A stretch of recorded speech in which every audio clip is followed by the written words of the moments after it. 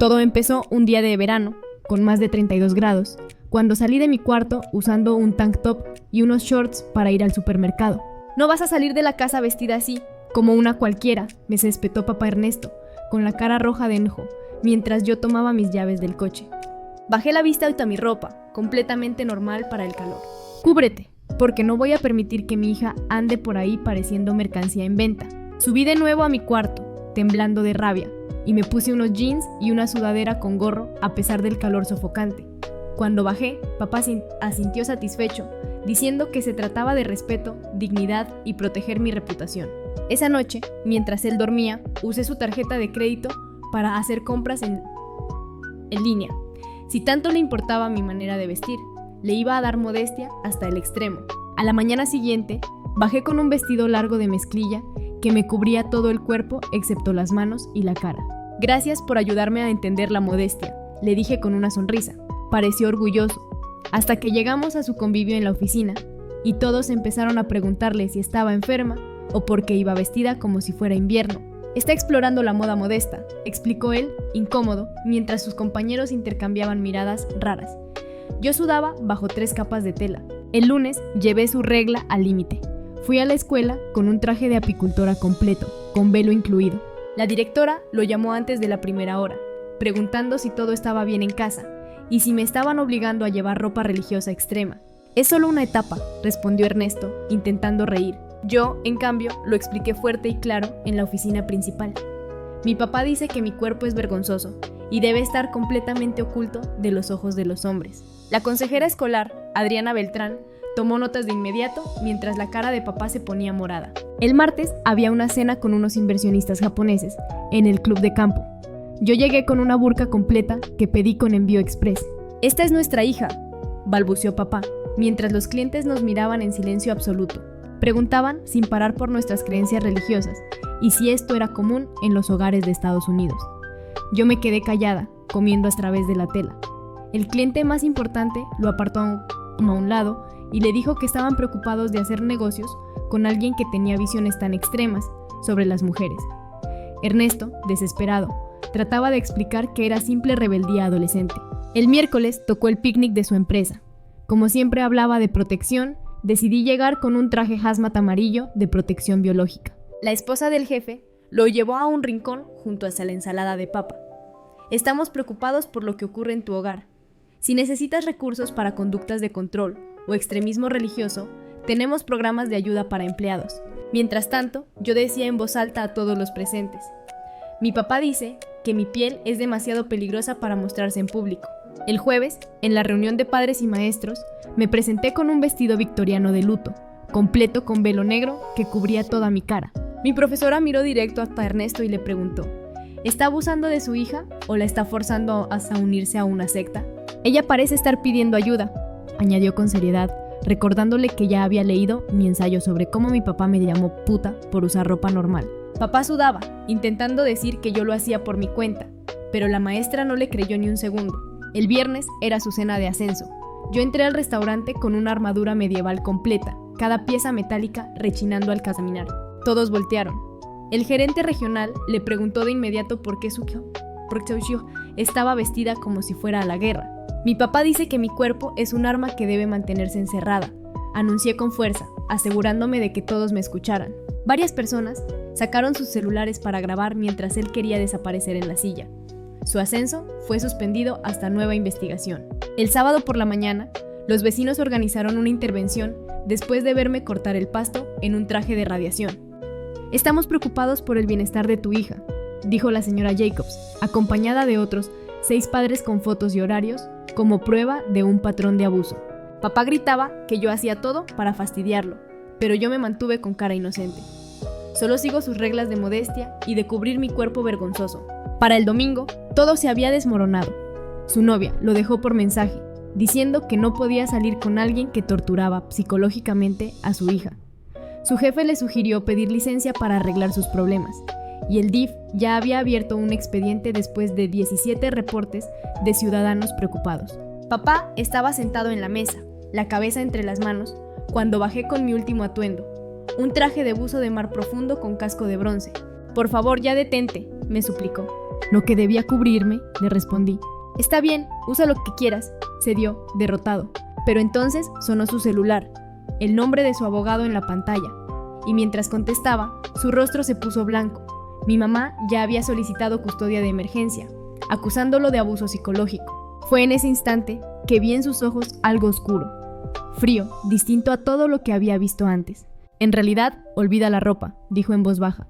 Tengo una mejor idea para enseñarte una lección. Y supe que lo que venía era peor que cualquier traje que pudiera usar. Papá Ernesto bajó de las escaleras cargando una vieja maleta marrón que reconocí del closet del pasillo. La dejó caer en el piso de la cocina con un golpe seco. Mañana a primera hora te vas a un campamento de rehabilitación para adolescentes problemáticas, anunció. Ya pagué el depósito. Se llama Rancho Redentor y está en Utah. Ellos saben cómo corregir a hijas irrespetuosas que avergüenzan a su familia. Pasarán por ti a las 5 de la mañana. El aire me faltó. Apenas podía respirar dentro del casco pesado del traje de buzo, pero antes de que pudiera procesar lo que había dicho, sonó el timbre con insistencia. Papá fue a la puerta, molesto. A través de la ventanilla del casco alcancé a ver a mamá Laura, firme junto a una mujer de traje y 2 policías uniformados. Mamá empujó la puerta, mostrándole a los oficiales un fajo de papeles. Estoy aquí para recoger a mi hija por motivos de seguridad, dijo. La mujer de traje levantó un documento con sello de la corte. Soy Silvia Méndez, abogada de la señora Laura. Tenemos una orden de custodia de emergencia, efectiva inmediatamente. Papá Ernesto gritó que era un secuestro, que no podían llevarse a su hija. Los policías se mantuvieron en la entrada, vigilando que nadie se pusiera violento. Mamá me gritó que subiera a empacar. Subí trabajosamente con el traje de buzo, agarrando mi mochila de la escuela, algunas prendas al azar, mi laptop y la carpeta con todos los recibos de mis disfraces. Papá nos seguía por la casa, desquiciado, acusando conspiraciones y manipulación. Decía que yo había envenenado a todos contra él, cuando en realidad solo seguía sus reglas absurdas de modestia. Mamá me ayudó a quitarme el casco para ver mejor. Ernesto lo arrancó de sus manos y lo lanzó contra la pared. Uno de los policías entró al pasillo y lo advirtió. Cálmese o lo arrestamos. Me cambié en el baño a ropa normal por primera vez en una semana, mientras mamá hacía guardia en la puerta. Escuchaba a papá discutiendo abajo con la abogada, exigiendo sus derechos. Al salir, mamá me abrazó fuerte y me susurró. Todo va a estar bien ahora. Bajamos juntas. Papá Ernesto seguía caminando de un lado a otro, rojo de furia. Intentó detenernos otra vez, pero Silvia le recordó con voz fría que violar la orden de custodia significaba arresto inmediato. Lo vi quedarse en la entrada, pateando el marco de la puerta mientras nos íbamos en el coche de mamá. Esa noche, en el pequeño departamento de Laura, nos sentamos alrededor de la mesa de la cocina, mientras Silvia extendía papeles legales. La audiencia de custodia será en 2 semanas, explicó. Tenemos que documentar absolutamente todo. Señaló que la amenaza del Rancho Redentor ayudaba a nuestro caso, porque esos lugares tenían pésima reputación de abusos. Ya había presentado una moción para impedir que Ernesto pudiera mandarme a cualquier sitio sin aprobación judicial. Mamá preparó té, mientras Silvia sacaba fotos de todo con su celular. Los recibos de mis disfraces, capturas de pantalla de los mensajes furiosos que Ernesto había empezado a mandarme en ese momento. No le contestes nada, me advirtió. Solo reenvíame cada mensaje. Esto es prueba de acoso y violación de la orden. El lunes en la escuela fue extraño. Entré a la oficina de consejería antes de la primera clase. Adriana Beltrán, la orientadora, me vio entrar y se levantó de inmediato. Me llevó a su oficina, cerró la puerta y me preguntó cómo me sentía.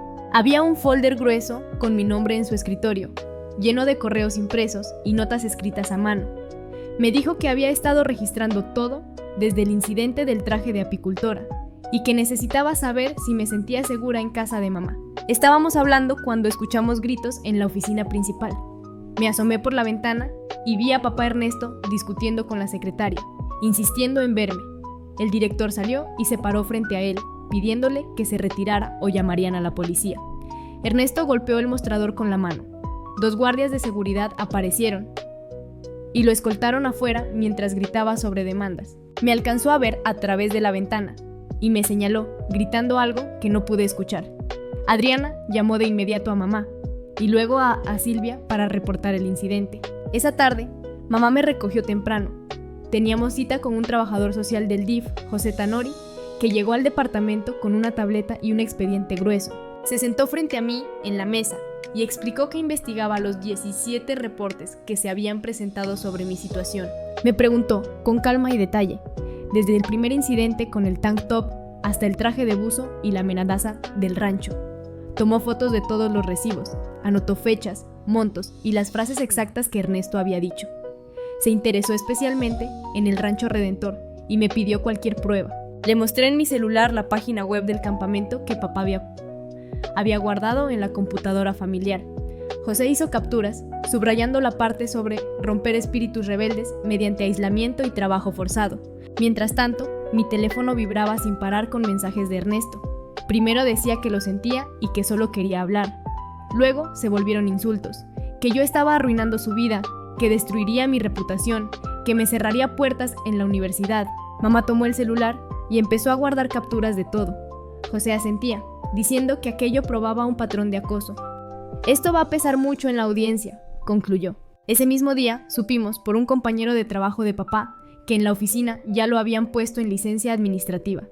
El video de la armadura medieval en el restaurante se había vuelto viral en redes sociales, con miles de comentarios sobre paternidad tóxica.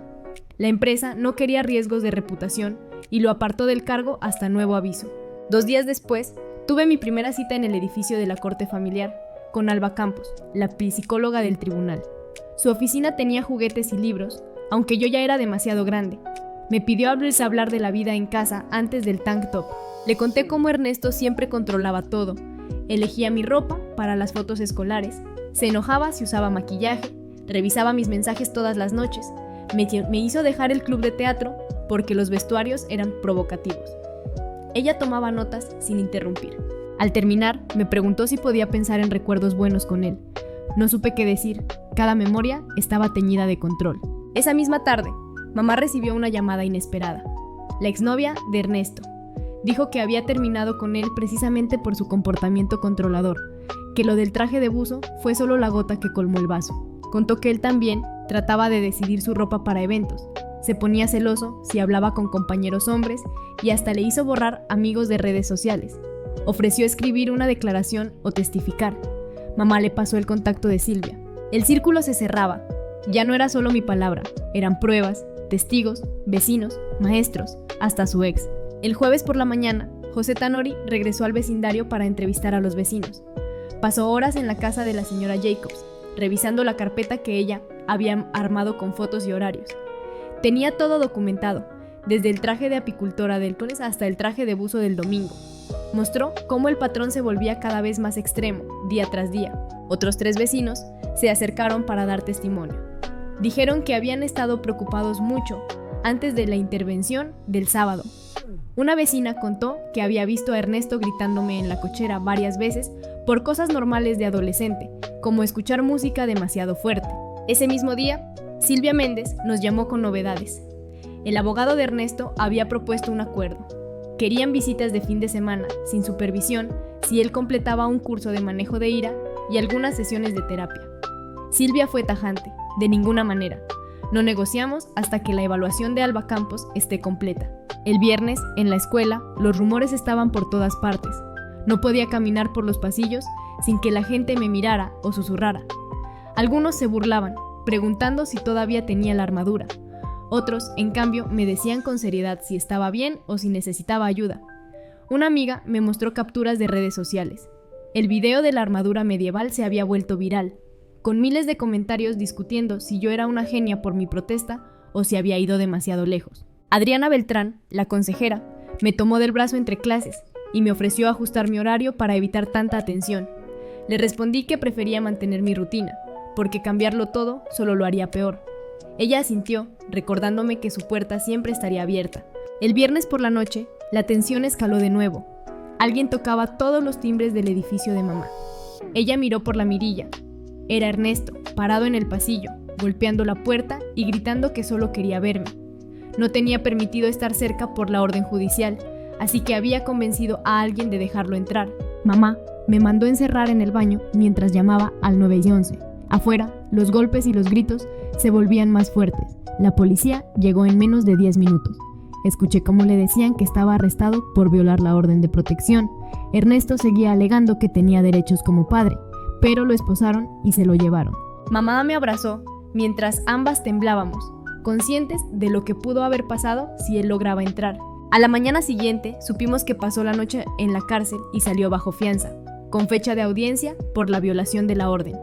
Silvia nos llamó emocionada. Esto fortalece nuestro caso. Un juez nunca ve con buenos ojos a un padre que no respeta los límites legales. La semana siguiente, Alba Campos programó una segunda sesión conmigo, para profundizar en la dinámica familiar. Me pidió ejemplos concretos de comentarios de Ernesto. Le conté cómo criticaba mi apariencia, que mis piernas eran muy gordas para shorts, que mis brazos se veían flácidos con tank tops. Explicó que ese tipo de comentarios repetidos eran conductas coercitivas y que podían dejar cicatrices emocionales más duraderas que los gritos. También quiso escuchar recuerdos buenos, pero apenas pude pensar en alguno que no estuviera marcado por control. El domingo, mamá sacó 3 álbumes de fotos viejas. Nos sentamos en el sillón, pasando las páginas. En mi 5º cumpleaños, llevaba un vestido rosa de princesa que Ernesto eligió, aunque yo había pedido un disfraz de dinosaurio. En cada Halloween era lo mismo. Él escogía, mientras mamá sonreía nerviosa en segundo plano. En la graduación de secundaria, recuerdo cómo me hizo cambiar 3 veces de vestido hasta que uno cubrió las rodillas. Mamá lloraba mientras hojeábamos esas fotos, disculpándose por no haberme protegido antes. El martes, José Tanori nos actualizó sobre el caso. Ernesto se había inscrito en clases de manejo de ira en el centro comunitario. Su abogado lo presentaba como prueba de que estaba cambiando, pero José aclaró que 17 reportes separados, más el arresto por violar la orden, mostraban un patrón que no se borraba con un par de certificados. Ese mismo día, recibimos una carta de la empresa de Ernesto. Concluían su investigación interna.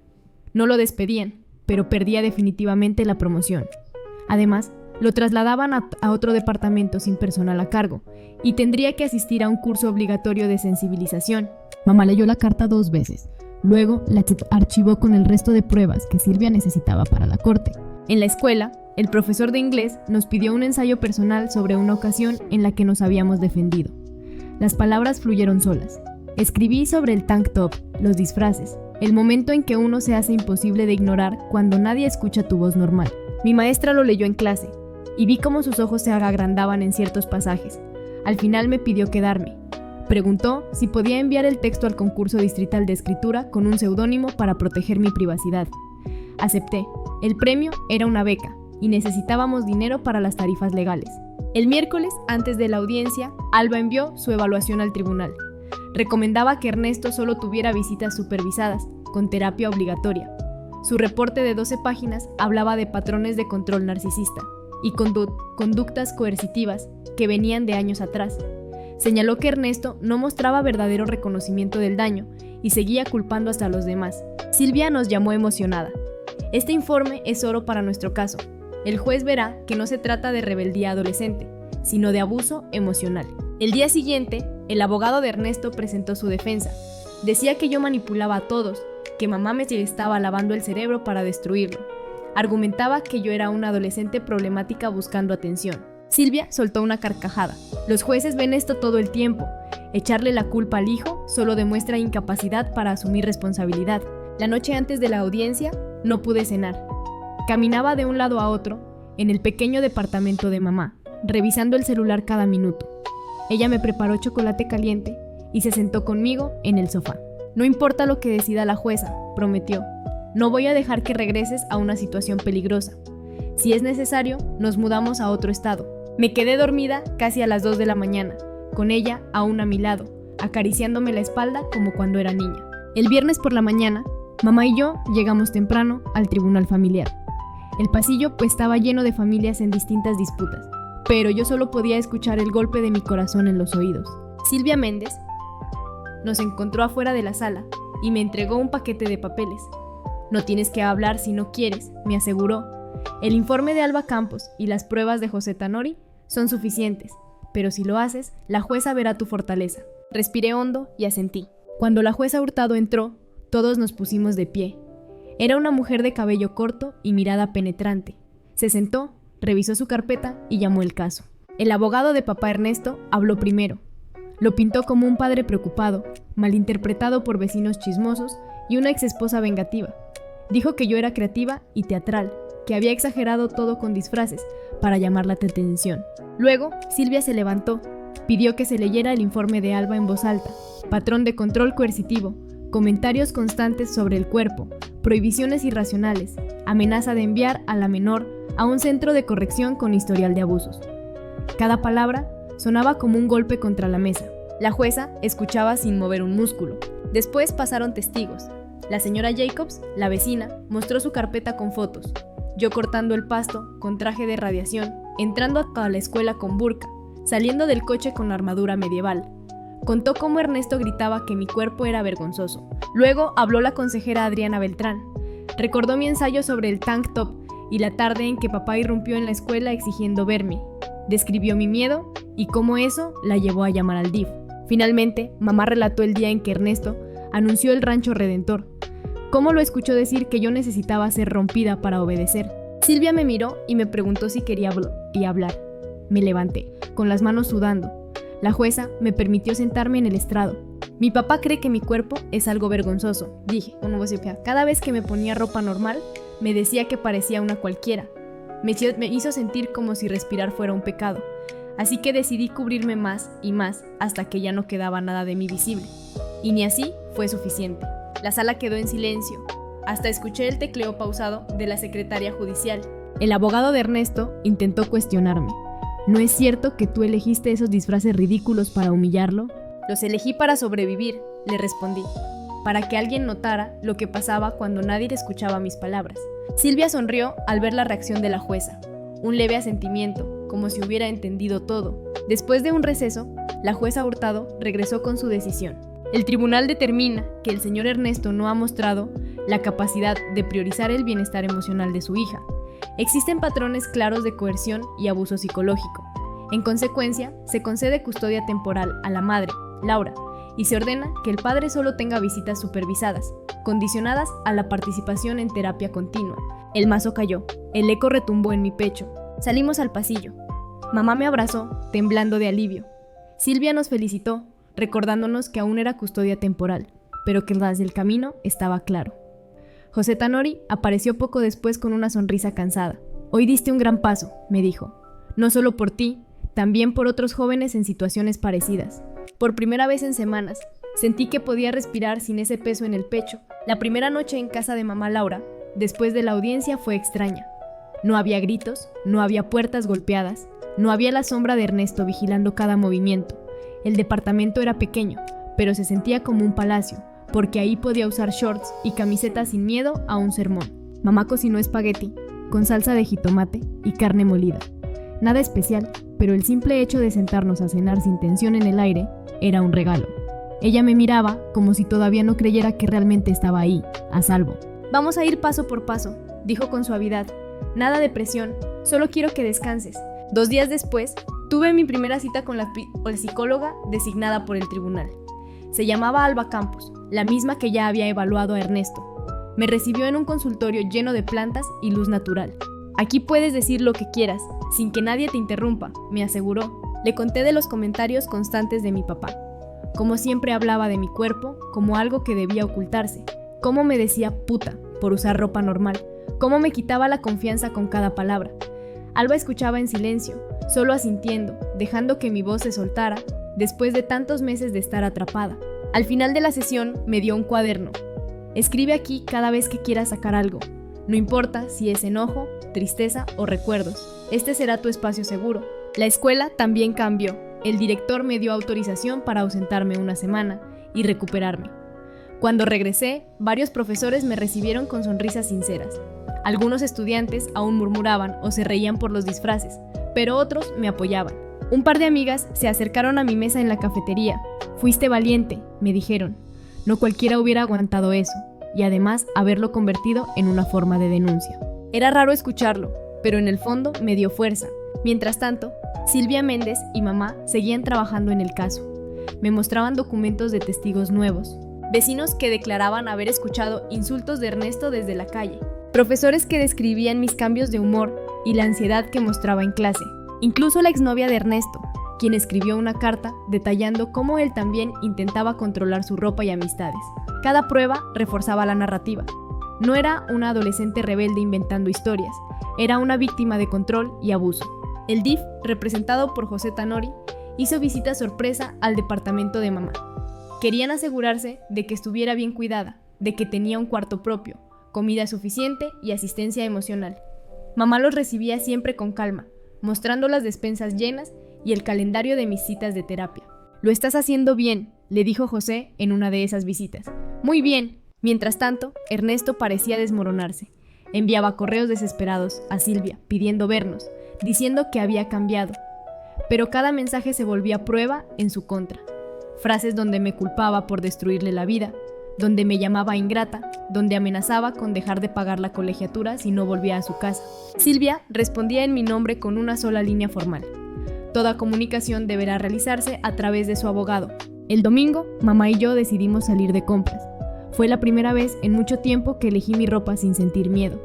Compré un vestido amarillo con flores, nada extravagante, pero para mí significaba libertad.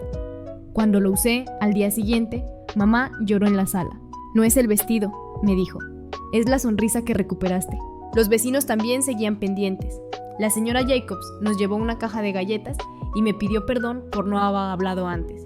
Yo la abracé y le dije que el simple hecho de haberse atrevido a denunciar cambió mi vida. En paralelo, los preparativos para la audiencia de custodia permanente avanzaban. Silvia nos explicó que sería más extensa, con más testigos y tiempo de alegatos. Me advirtió que Ernesto probablemente intentaría mostrar una imagen de padre reformado. Pero esta vez yo no me sentía sola. Tenía a mamá, a Silvia, a Adriana, a José, a los vecinos, a mis amigas. Una red de voces que contrarrestaba el eco del control de mi papá. Un jueves por la tarde, recibí un correo inesperado. Mi ensayo personal sobre defenderse a uno mismo había ganado el concurso distrital de escritura. Me otorgaban una beca pequeña, pero simbólica, para gastos de inscripción universitaria. La maestra de inglés estaba emocionada. «Transformaste tu dolor en palabras poderosas», me dijo, «y eso te va a abrir muchas puertas». Esa noche, mientras mamá colgaba el diploma en la sala, me di cuenta de que, por primera vez, sentía un futuro esperándome. La audiencia de custodia permanente llegó más rápido de lo que pensábamos.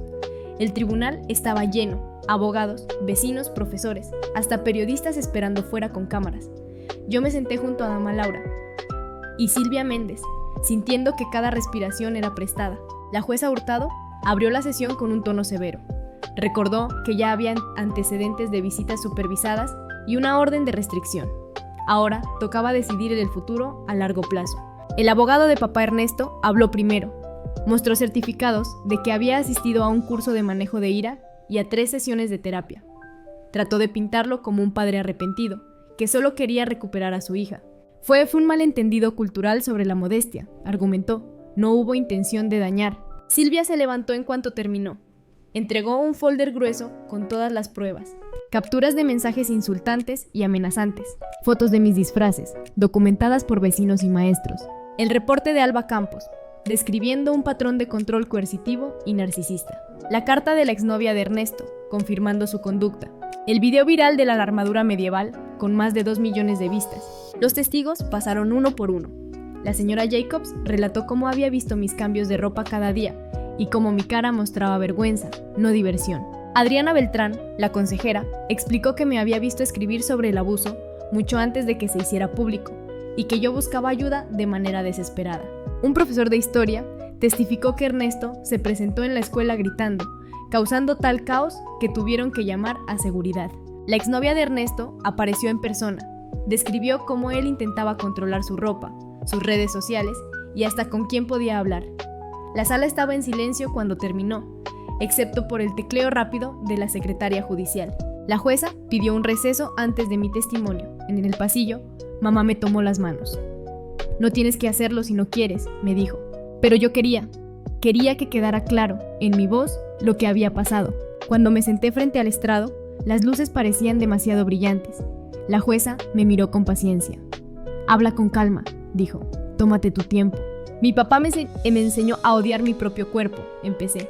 Me decía que cada centímetro de piel era un riesgo, que si usaba shorts estaba tentando al mundo. Así que decidí cubrirme hasta convertirme en un fantasma.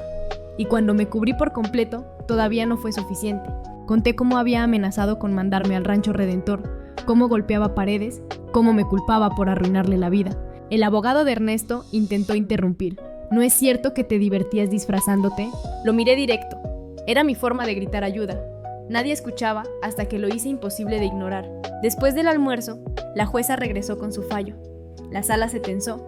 El tribunal encuentra un patrón sostenido de coerción psicológica, abuso verbal y negligencia emocional por parte del señor Ernesto. A pesar de sus intentos recientes de aparentar rehabilitación, la evidencia demuestra que no ha reconocido el daño causado. Hizo una pausa, revisando sus papeles.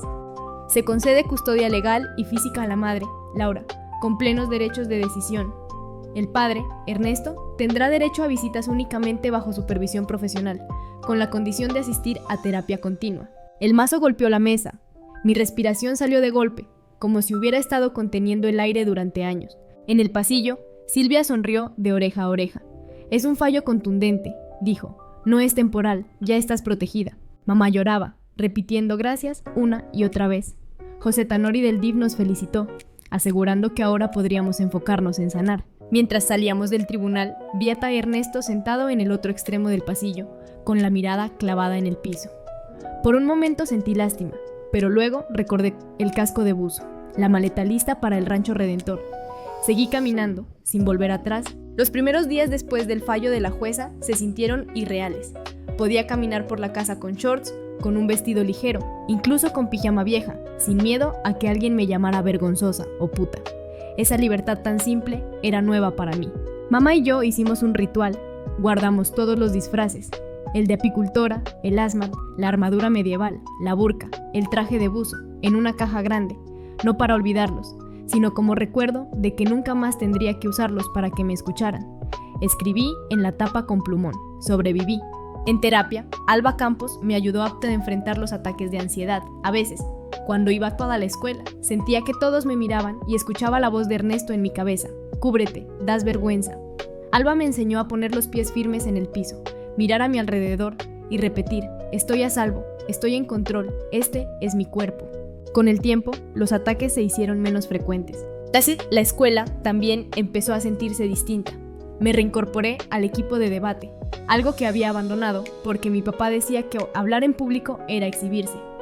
La primera vez que subí al estrado, mi voz temblaba, pero mis compañeros me aplaudieron y ganamos la ronda distrital. Mis profesores me alentaban. Adriana Beltrán, la consejera, me abrazó después de verme participar. «Tienes una voz increíble», me dijo. «No dejes que nadie te la quite de nuevo». En casa de mamá había más risas que lágrimas. Ella trabajaba horas extras para cubrir las cuentas legales, pero siempre encontraba tiempo para cocinar algo especial los domingos. Veíamos películas viejas y hacíamos palomitas. El departamento era pequeño, sí, pero lleno de calma. Un sábado por la mañana, mamá me llevó de compras. Me animó a elegir cualquier prenda que me hiciera sentir cómoda. Terminé con un vestido amarillo de verano, nada caro, pero cuando lo usé el lunes a la escuela, recibí cumplidos que me hicieron sonreír sin sentir vergüenza. Mamá lloró otra vez al verme. «Es la primera vez que te veo feliz con lo que llevas puesto». Mientras tanto, Ernesto asistía a terapia supervisada. Una trabajadora social nos informaba de vez en cuando que cumplía con las sesiones, pero que todavía mostraba resistencia. Cuando pidió una visita, la corte ordenó que fuera en un centro de convivencia, con cámaras y supervisores presentes. El día llegó. Me senté frente a él en una mesa blanca de plástico, con un supervisor a nuestro lado. Ernesto se veía más delgado, con ojeras profundas. «Solo quería verte», dijo, bajando la mirada. «Perdón si te hice daño». No respondí. Lo miré en silencio. Parte de mí quería creerlo, pero otra recordaba el casco de buzo, las amenazas del Rancho Redentor, los gritos. La sesión terminó a los 30 minutos. Salí sin mirar atrás. La vida siguió. Mis notas subieron gracias a la estabilidad. Gané un concurso de ensayo distrital con el texto sobre mi experiencia. Me otorgaron una pequeña beca para la universidad. Mi profesora de inglés me animó a aplicar a más programas, diciendo que tenía talento para la escritura y la oratoria. Una tarde, mamá encontró mis viejos cuadernos escondidos bajo la cama. Estaban llenos de dibujos de chicas con ropa extraña, capas, velos, armaduras. Me abrazó al verlos y me dijo que todo ese dolor lo había convertido en arte. En junio, recibí una carta. Había sido aceptada en la Universidad Estatal, con beca parcial por mis ensayos y logros en debate. Lloramos juntas, mamá y yo, abrazadas en la cocina. Es tu nuevo comienzo, susurró. Nadie va a volver a decirte cómo vestirte, cómo ser, cómo vivir. Un domingo por la tarde, mientras caminábamos juntas por el parque, mamá me preguntó si quería tirar la caja con los disfraces. No, le respondí. Quiero guardarla, no como una carga, sino como prueba de que encontré la manera de resistir. Ella sonrió. Esa noche escribí en mi diario. Papá intentó reducirme a silencio, a vergüenza, pero yo encontré mi voz en cada disfraz absurdo, en cada burla, en cada foto viral. Y ahora, esa voz me pertenece a mí, no a él. Es la voz con la que voy a construir mi futuro. El verano, antes de empezar la universidad, recibimos otra notificación de la corte. Papá Ernesto había solicitado una ampliación de visitas supervisadas. La jueza aceptó, pero mantuvo las mismas condiciones: centro oficial, cámaras y un psicólogo presente. La primera sesión fue incómoda. Ernesto llegó con flores y una caja de galletas que me recordaron a cuando era niña. No sabía si aceptarlas, pero el psicólogo me dijo que no había problema mientras yo lo deseara. Estoy trabajando en mí, dijo él, con voz baja. Sé que arruiné muchas cosas. Estoy tratando de cambiar. Asentí, pero no respondí más. No era mi responsabilidad rehabilitarlo. La diferencia era clara. Ahora yo tenía elección y él ya no podía imponer nada. Con el tiempo, algunas visitas se volvieron menos tensas. Ernesto hablaba más de sí mismo, de cómo la terapia lo obligaba a revisar su infancia, sus propios padres, sus inseguridades. A veces sonaba sincero, a veces aún culpaba a todos los demás. Yo escuchaba, pero sin bajar mis barreras. Un día me preguntó si alguna vez podría perdonarlo. Me quedé en silencio largo rato. Tal vez, dije finalmente, pero el perdón no significa que olvide, ni que confíe de nuevo. Solo significa que no voy a dejar que tu voz controle mi vida. El psicólogo lo anotó y Ernesto bajó la cabeza. Mientras tanto, mi vida avanzaba. Me aceptaron en el programa de debate universitario. Preparaba maletas con libros, cuadernos y un nuevo guardarropa elegido enteramente por mí. Mamá me ayudaba a doblar la ropa, a marcar mis iniciales en toallas. Lloraba a ratos, feliz de que había llegado a ese punto. El día de la mudanza, Carmen, una vecina que siempre nos había apoyado, trajo un pastel de despedida. Todos me abrazaban, deseándome suerte. Yo solo podía pensar en lo lejos que había llegado desde aquel primer día en que papá me llamó puta por un tank top. La última noche en casa saqué la caja con los disfraces del closet. Me senté en el piso y fui sacando cada uno: el traje de apicultora, la burka, la armadura, el hazmat, el buzo. Los toqué uno por uno, no como cicatrices, sino como pruebas de resistencia. Metí la caja en el fondo del maletero. No quería mostrarla en la universidad, pero sí llevarla conmigo. Era parte de mi historia y no pensaba esconderla. El primer día en el campus, me puse el vestido amarillo de flores. Caminé bajo el sol, rodeada de estudiantes que reían, que hablaban de clases y dormitorios. Nadie me miraba con burla, nadie me decía cómo vestirme. Esa noche, en mi cuarto de residencia, escribí en mi diario. Papá quiso cubrirme hasta borrarme, pero al final lo que encontró fue mi voz. Una voz que se escuchó en mi escuela, en mi vecindario, en una corte y ahora, aquí, en la universidad. No soy un fantasma oculto en disfraces. Soy una joven de pie, dueña de mi vida. Hoy sé que mi historia no es perfecta. Ernesto sigue terapia y yo sigo sanando. Pero el futuro ya no está definido por sus reglas. Está definido por las mías. Y si alguna vez alguien intenta volver a decirme cómo debo vestirme o quién debo ser, recordaré la caja con los disfraces. Recordaré que incluso cuando me obligaron a cubrirme, encontré la manera de hacerme escuchar. Porque lo que empezó con un tank top y un insulto terminó en mi libertad.